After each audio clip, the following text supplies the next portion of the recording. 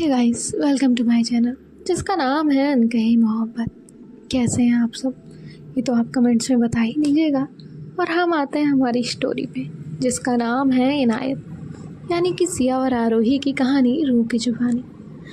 तो आप सब ने इनके पिछले पार्ट में सुना ही था कि जो सिया है उसने और उसके ग्रुप ने एक साथ मिलकर राहुल की बर्थडे पार्टी प्लान की थी और अपने फार्म हाउस पर उसका बर्थडे सेलिब्रेट भी किया था। वहाँ पर इन्होंने ट्रूथ एंड डेयर जैसा कुछ गेम खेला था जिसमें ट्रुथ मिलने पर सुहानी ने बताया था कि सिया जो है वो उसका क्रश है। और मॉर्निंग में जो सिया है वो सुहानी को सारी चीज़ें क्लियर करती है ताकि इनके बीच कोई मिसअंडरस्टैंडिंग ना रहे।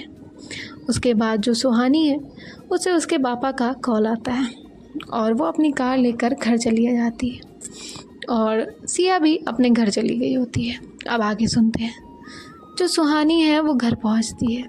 घर पहुंचकर जो सुहानी है उसके पापा कहते हैं, सुहानी जाओ, जाकर रेडी हो जाओ, तुम्हें देखने मेरी दोस्त का बेटा अनिकेत आ रहा है और उसकी फैमिली भी आ रही है। तो सुहानी कहती है, पापा मैं किसी से नहीं मिलूँगी और मुझे कोई भी लड़का नहीं देखना है। और इतना कहकर वो अपने रूम में चली जाती है और अपना रूम लॉक कर लेती है।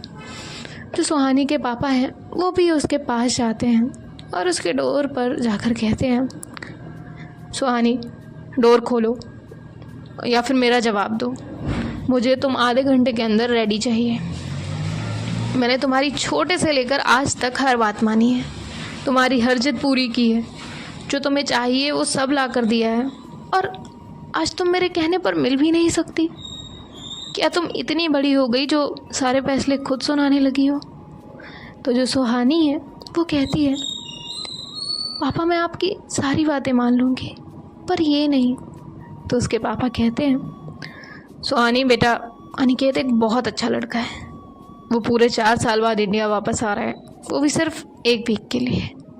वो बस तुमसे मिलना चाहते हैं, क्या तुम मेरे लिए इतना भी नहीं कर सकती? तो जो सुहानी है वो कहती है, ठीक है। सुहानी अपने पापा की बात कैसे टाल सकती थी, वो उनसे बहुत प्यार जो करती थी। सुहानी की माँ के गुजर जाने के बाद उसके पापा ने उसे हमेशा अपने पलकों पे रखा था।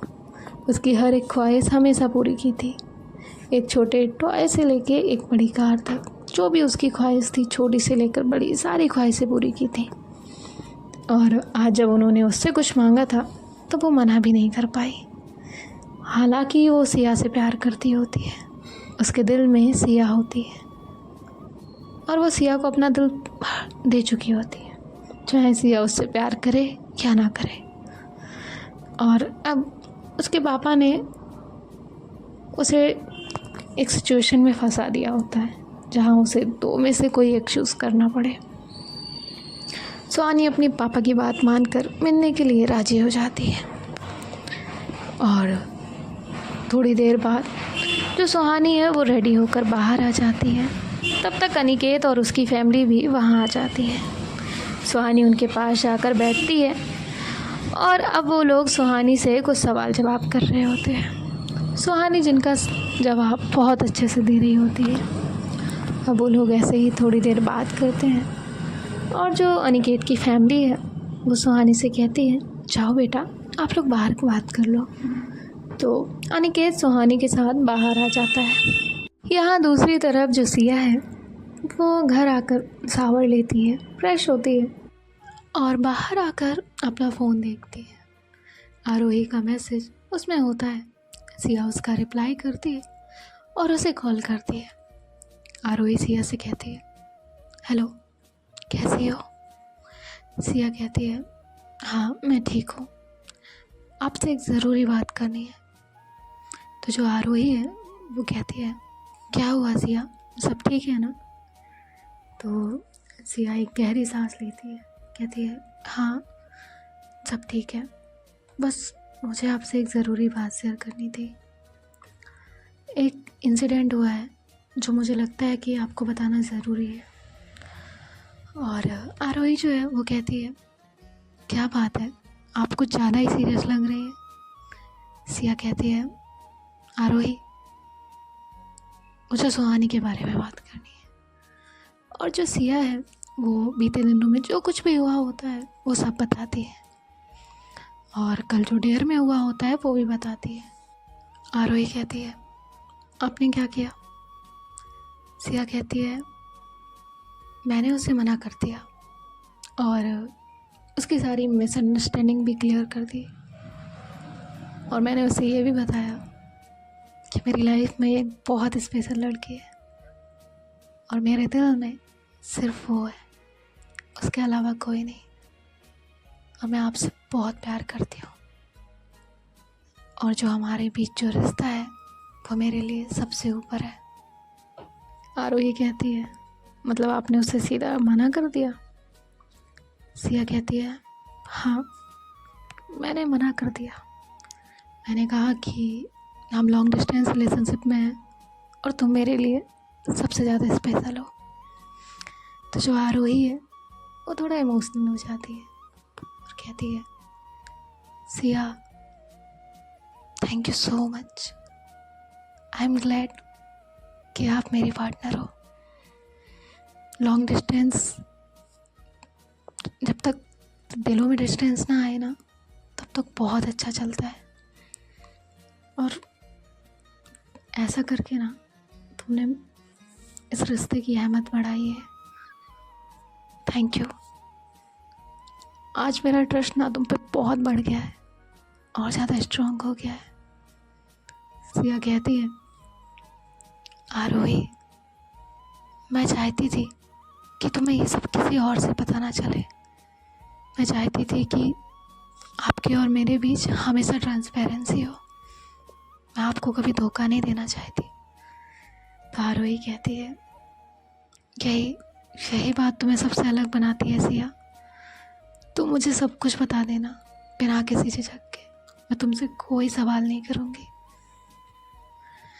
रिलेशनशिप में ट्रस्ट होना बहुत ज़रूरी होता है, वरना उसे तोड़ने वाले तो आपके इर्द गिर्द घूमते ही रहते हैं। Thank you. सिया कहती है, मुझे पता है आरोही, और मैं हमेशा चाहती हूँ कि हमारे बीच कोई मिसअंडरस्टैंडिंग ना हो।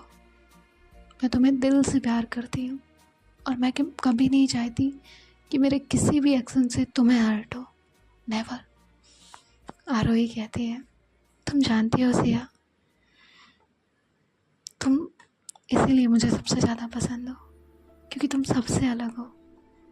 तुम एक बहुत अंडरस्टैंडिंग पार्टनर हो।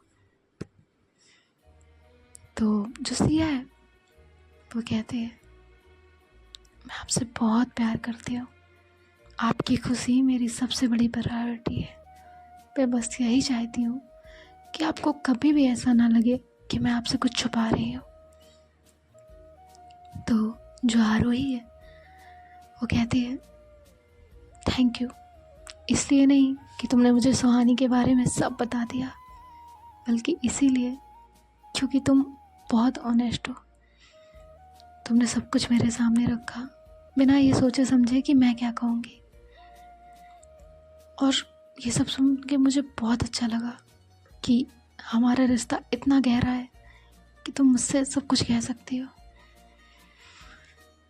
तो जो सिया है वो कहती है, आरोही, तुम्हारे बिना मेरा कोई मतलब नहीं है, तुम ही मेरी ज़िंदगी हो, और मैं चाहती हूँ कि हमारा रिश्ता हमेशा ऐसा रहे। और मैं ये भी जानती हूँ कि तुम भी मुझसे बहुत प्यार करती हो, और हमारी जो ये अंडरस्टैंडिंग है ना, ये हमारे रिलेशनशिप को बहुत स्ट्रॉन्ग बनाती है।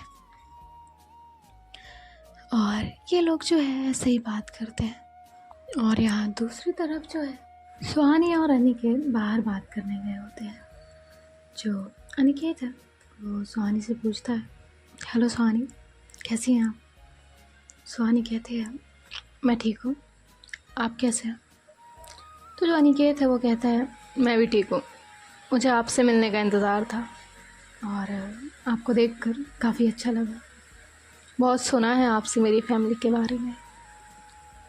तो सुहानी कहती है, हाँ। अनिकेत कहता है, देखिए सुहानी, हम पहली बार मिल रहे हैं थोड़ा ऑकवर्ड भी हो सकता है, लेकिन मैं चाहता हूँ कि हम आपस में ओपनली बात करें। आपके क्या शौक़ हैं, आप क्या पसंद रखती हैं, या आप ये शादी करना चाहती भी हैं या नहीं, एवरीथिंग। अनिकेत सुहानी से कहता है, आपको इस रिश्ते के बारे में सोचने का पूरा हक है। मैं बस यही चाहता हूँ कि आप जो भी फैसला लें वो आपके लिए सबसे सही है। सुहानी कहती है, थैंक्स, आपने मुझे इतनी स्पेस दी और मेरी फीलिंग्स को समझा। लेकिन मैं आपसे एक फीलिंग शेयर करना चाहती हूँ। तो अनिकेत कहता है, क्या? तो सुहानी जो है वो उसे सिया के बारे में सच बताती है और उसे डायरेक्टली मना कर देती है। और जो अनिकेत है वो सुहानी से कहता है, थैंक यू, तुमने मुझसे सब सच कहा और मुझे कोई एक छोटी होप भी नहीं थी, और आपका नेचर बहुत अच्छा लगा। हम दोस्त तो बन ही सकते हैं ना एटलीस्ट। तो सुहानी जो है वो स्माइल करती है और अनिकेत भी स्माइल करता है और वो फ्रेंडशिप का हाथ सुहानी की तरफ बढ़ाता है। सुहानी भी हाथ मिलाती है। उसके बाद ये लोग अंदर चले जाते हैं और मिलने के बाद अनिकेत और उसकी फैमिली वहाँ से चले जाते हैं। और सुहानी जो है इसी कश्मकश में होती है कि वो हाँ कहे या ना कहे, वो अपने पापा की बात कैसे टाल सकती है। फिर अब वो जो है डिसाइड करती है कि वो इस बारे में अपने पापा से बात करेगी। और ऐसे ही वो दिन बीत जाता है, सिया का भी और सुहानी का भी। नेक्स्ट डे जो सुहानी है वो देखती है कि उसके पापा न्यूज़पेपर पढ़ रहे हैं। वो अपने पापा के पास जाती है और कहती है, पापा मुझे आपसे कुछ बात करनी है। तो उसके पापा कहते हैं, हाँ बेटा बोलो, तुम्हें कैसा लगा निकेत? सुहानी एक गहरी सांस लेती है और कहती है, पापा अनिकेत एक बहुत अच्छा लड़का है, लेकिन मुझे थोड़ा टाइम चाहिए। मैं इन सब चीज़ों के बारे में सोचना चाहती हूँ, कोई जल्दबाजी नहीं करना चाहती। तो उसके पापा कहते हैं, बेटा ये तुम्हारा फैसला है, मैं तुम्हें कोई भी फोर्स नहीं करूँगा। हाँ बस ये सोच लेना, तुम्हारा जो भी फैसला होगा ना वो तुम्हारी खुशी के लिए होना चाहिए, ना कि किसी और की। सुहानी अपने पापा को हक करती है और कहती है, you are the best father in the world, thank you thank you thank you so much. उसके पापा भी स्माइल करते हैं और जो सुहानी है वो वहाँ से अपने रूम में चली जाती है और कॉलेज के लिए रेडी होने वाली होती है।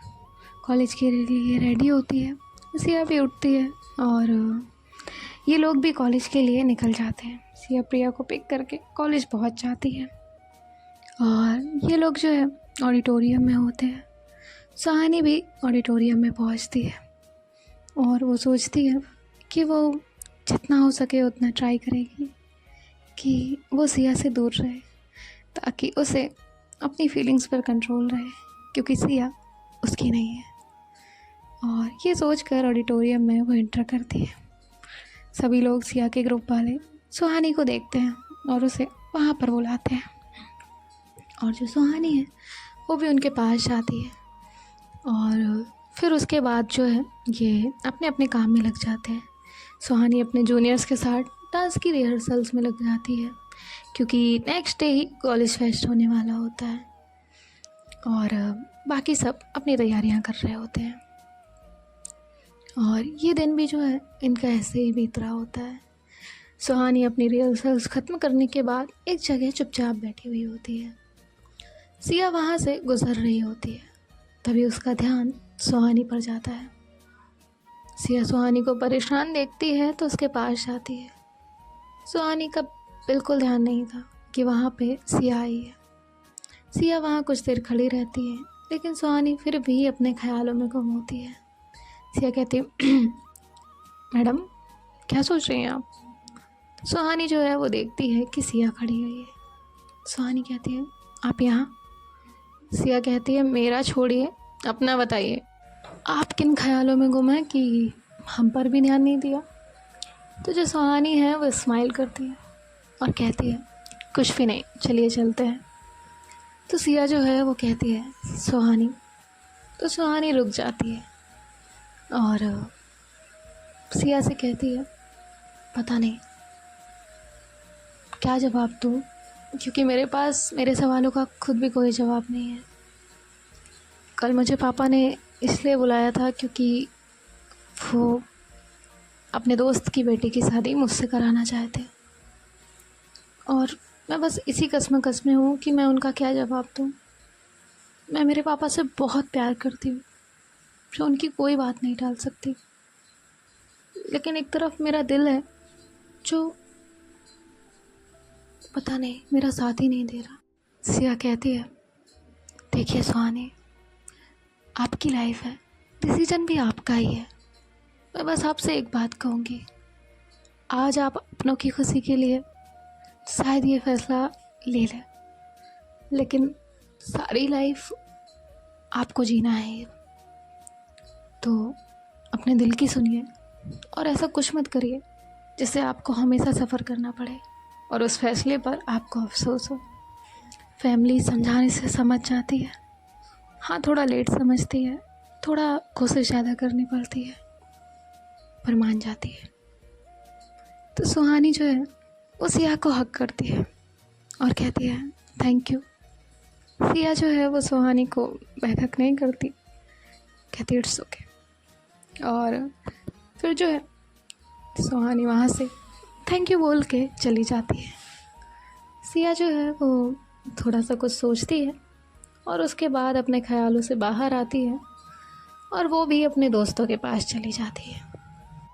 और यहाँ कोई तो था जो इन दोनों के अलावा ये चीज़ देख रहा था और उसने इनकी पिक्चर्स भी क्लिक की थी। अब जो आरोही है वो फ्री होती है, फ्री होकर उसका फ़ोन बजता है। उसे लगता है कि सिया का मैसेज आया होगा। वो अपना फ़ोन देखती है तो उसमें अननोन नंबर से एक मैसेज था जिसमें सुहानी और सिया की फ़ोटोज़ थी। आरोही वो मैसेज देखती है और उन फ़ोटोज़ को भी देखती है, फिर सोचती है ये क्या है, ये कौन है जो मुझे इनकी पिक्चर्स भेज रहा है। वो तो अच्छी बात है कि सिया ने आरोही को पहले ही सब सच बता दिया होता है। और तभी जो है आरोही सिया को कॉल करती है, कहती है हेलो सिया, कैसी हो। सिया कहती है हाँ आरोही मैं ठीक हूँ, आप कैसी हैं। तो आरोही कहती है मैं भी ठीक हूँ। सिया कहती है आपने इस वक्त कॉल किया, सब ठीक है ना। तो आरोही कहती है मुझे एक छोटी सी बात डिस्कस करनी थी तुमसे, मुझे कुछ पिक्चर्स मिले हैं। सिया कहती है पिक्चर्स, कैसे पिक्चर्स। तो आरोही कहती है किसी अननोन नंबर ने मुझे तुम्हारी और सुहानी की पिक्चर्स भेजी हैं जिसमें तुम दोनों काफ़ी क्लोज दिख रहे हो। तो सिया कहती है आरोही मैं आपको सब सच बता चुकी हूँ और हम सिर्फ दोस्त हैं, बाकी वो थोड़ा परेशान थी इसलिए मुझे हक किया था उसने। तो आरोही कहती है सिया मैं सब जानती हूँ कि तुम सच बोल रही हो, लेकिन ये कौन है जो हमें अलग करना चाहता। सिया कहती है डोंट वरी आरोही, परेशान मत हो, ना ही तुम्हें इस बात से फ़र्क पड़ता है ना ही मुझे, और हम दोनों एक दूसरे की सच्चाई जानते हैं और एक दूसरे पर ट्रस्ट करते हैं, और देखते हैं आगे क्या होगा। आप लोग गैस कर सकते हैं कि आरोही को सुहानी की और सिया की फ़ोटोज़ किसने भेजी होगी, और मुझे कमेंट करके भी बताइए। और ये तो मैं आपको नेक्स्ट पार्ट में बता ही दूँगी, और वो इंसान पिटेगा भी बहुत, तो देखते हैं क्या होता। और हाँ, वो एक लाइन है बहुत फेमस, किसी की बुराई पर विश्वास मत करो लेकिन किसी की अच्छाई पर आंखें बंद करके विश्वास कर लो। यही है, अगर आपसे कोई 1000 भी बुराई करके गया है ना, तो उस पर एक पे भी भरोसा ना करें और वेरीफाई 1000 बार करें, लेकिन अच्छाई कर दी ना तो एक्सेप्ट कर लो कि हाँ वो अच्छा है। इससे आप ना मोस्टली गलत करने से बच जाओगे। तो ये एडवाइस फॉलो करनी चाहिए, इससे आपके रिलेशन ख़राब नहीं होंगे। और बाय बाय, टेक केयर, ख्याल रखिएगा, खुश रहिए, खुश रहने दीजिए और सेफ रहिए।